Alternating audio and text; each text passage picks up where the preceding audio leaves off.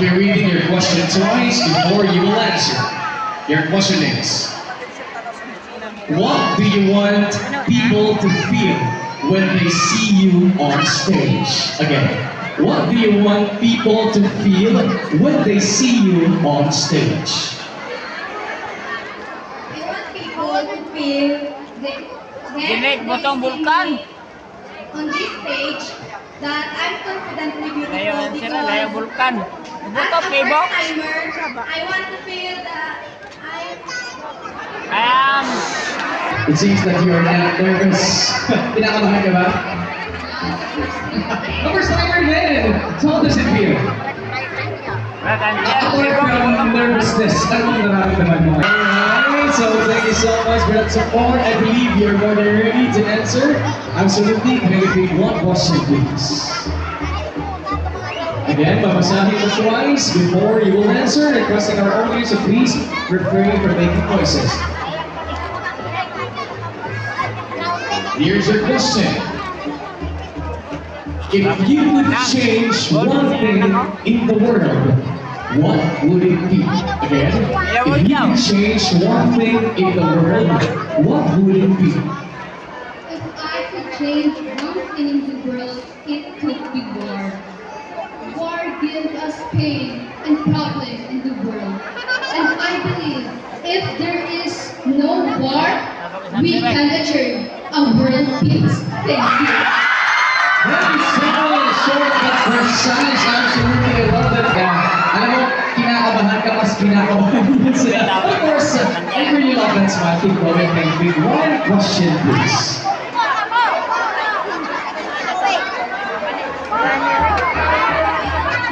Here we go.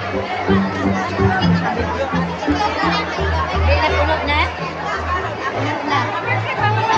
Gilit mo sa? Alright, your question will be number 3. Number 4, rather. Who do you look up to as a role model and why? Again, who do you look up to as a role model and why? Who do I look up to as a role model? Ayos eh. My father. Why?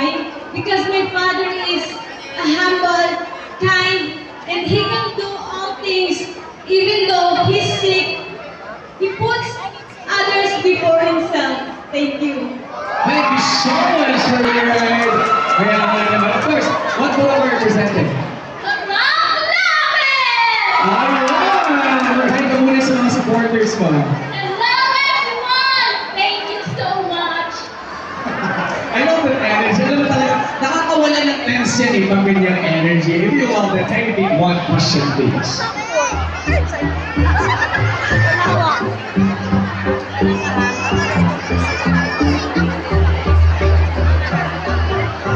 Would you agree? Your question goes this way. Do you believe that kindness is more important than intelligence? And why? Do you believe that kindness is more important than intelligence?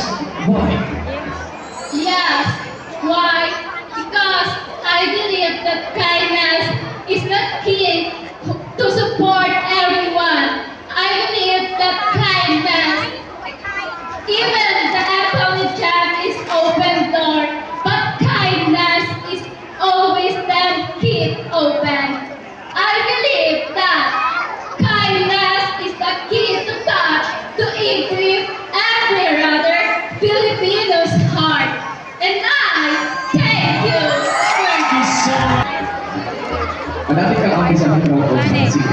What photo are representing this evening? Wow! Before anything else, gusto ko ba sa laban ng muna bago ko sumunod? Come on, grab this one right now. First, I would like to thank this opportunity to be here on stage. It's my first time to enter this pageant. Lagi na mo sa mga first timers na look at them, standing with so much confidence. Alam mo yung ngiti nila talagang hindi mo alam na first timers sila. But of course, ready ka naman. Ready? Gusto ko yung tingin niyo sa sa akin. Nilibulat ka ng isa. Oh, I really love that energy. Parang casual lang tayo. Parang walang kaba. Alright. Nasa sa hill, no? Here's your question, again, number 5. If you could talk to your younger self, what would you say? If you could talk to your younger self, what would you say? If I could talk to my younger self, I would say, sorry for being a part of the poverty in this country. But thank you to bring me here in front of you to represent one of the barangay of Barangay Cebuano. This opportunity is bring myself to be beautiful and kind. And I thank you! Thank you so Pero lang, gusto mo sabihin ako yung classic energy. Of course, are you feeling nervous? Sinamahan ka ba? Kalaban, kalaban. May leg. Wala naman. But this time, ano po rin yung represent mo tonight? Kalaban, kalaban. Thank you so much. Can you pick one question? Ayan.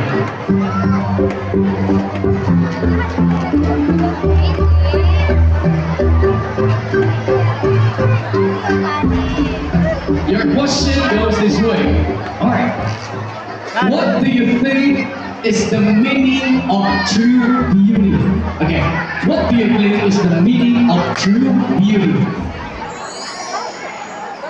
Option. Ay, mini of business. Business. Uling. Butibakan. Thank you so much! This time, ulit ka na ng question. Again, babasahin ko twice bago ka sasagot.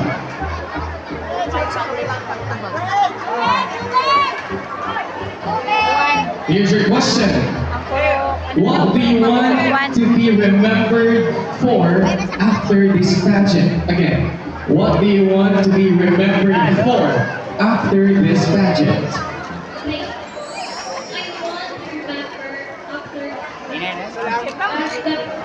as the candidate, we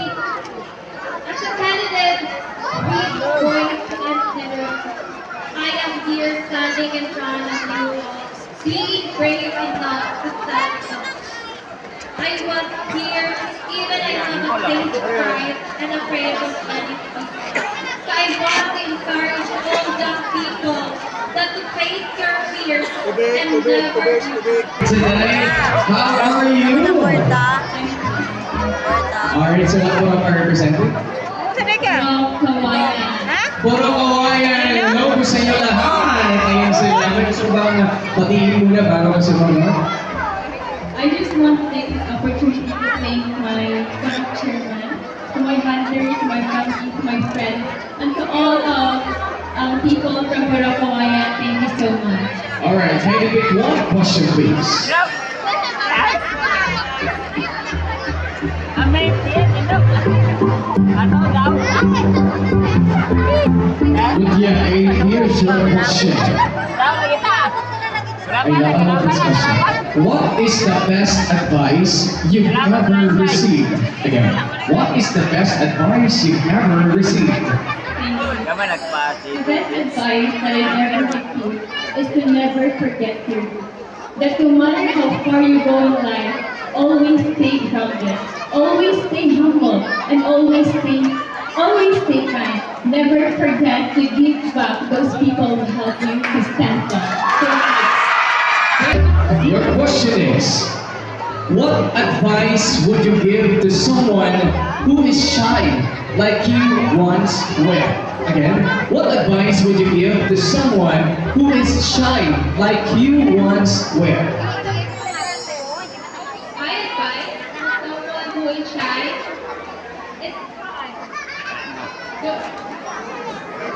Said, Said. Taba ng mga railway. Kira! Follow me on the also. Let's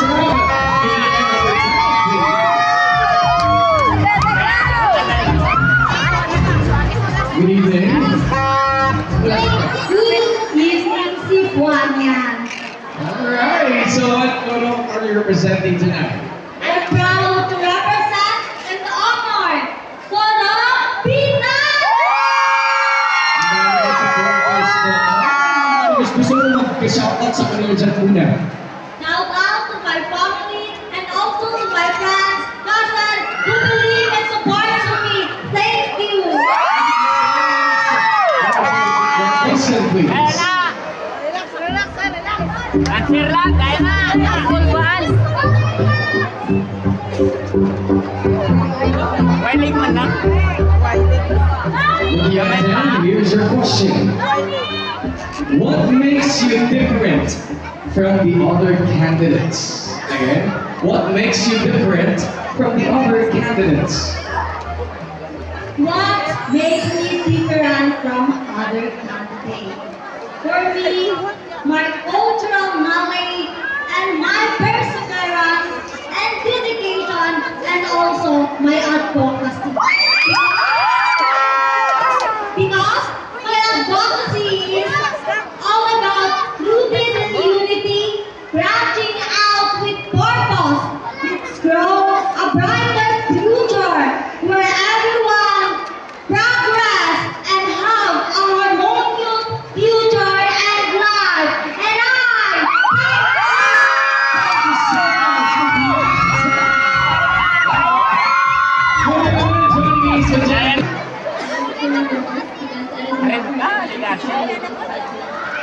I believe you're more than ready for this, and you prepared a lot for this. Salamat, ina. Alright, so time to pick one question. Kaya na, kaya na. Nang, answer na to, nang. Oras na, wait lang. Nang, oh. Nang, Here's answer your na to, nang. question. Ina. If you had the chance to help your community, what would you do? Again, if you had a chance to help your community, what would you do? Yan. If I had a chance to help my community, I will do a multi-faceted community collaborative approach. Collaborative approach that a multi-faceted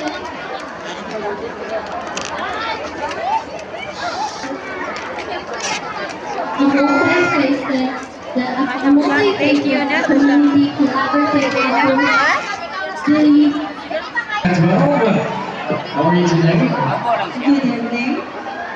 I am okay and I feel so good because I have with me the backbone of my support, which are my family and my friends. Thank you so much.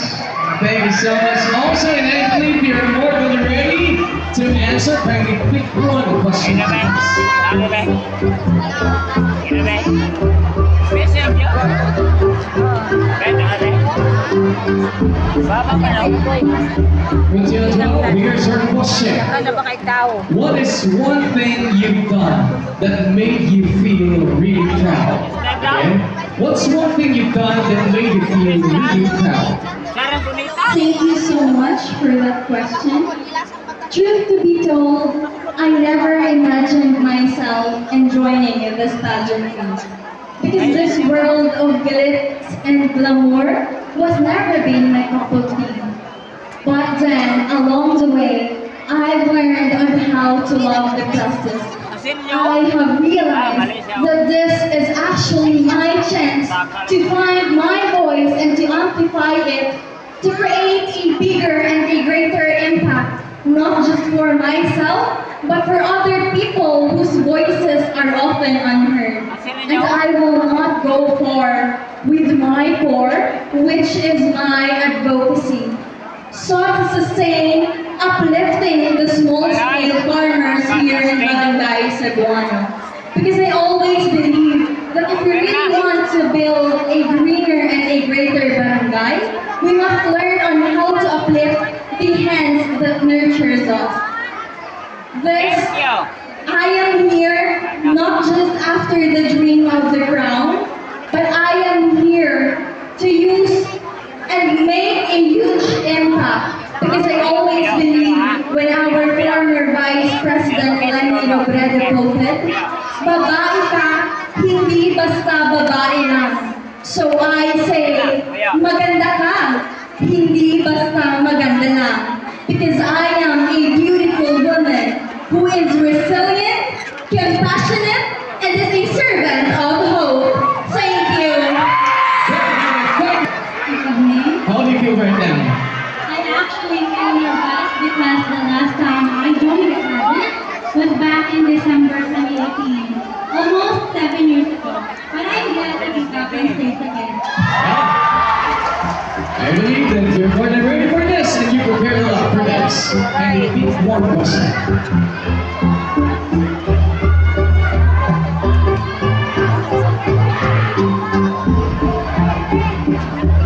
Here's your question. What do you think is the most important role of a mutya? Again, what do you think is the most important role of a mutya? Dan, sa libro, wala ka ba naman? Questioner, what do you think? I think the most important role of being Mutya is to be confident and to share her advocacy in front of the people, which is my advocacy focuses on educational health with a strong focus on HIV awareness, one of the most pressing and often overlooked issues our country faces today. Let us teach our youth not fear but fact, not shame but responsibility. Thank you. Thank you.